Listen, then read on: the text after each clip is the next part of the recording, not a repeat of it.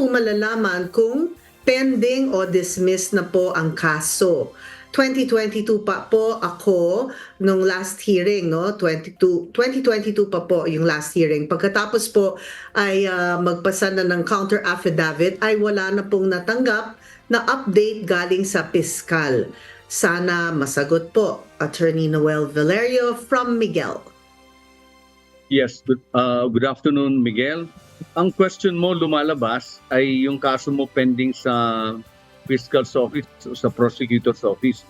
Ibig sabihin, ang kaso mo isang criminal complaint. So paano mo lalaman ito?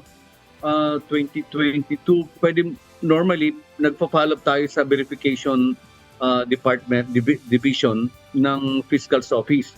Kung Quezon City yan, meron silang isang floor na doon ka pwedeng mag-verify. Ipapakita mo lang yung names ng parties and then yung case number, kung ano yung status. Ganun, normally kasi karamihan nagtatagal, lalo na kapag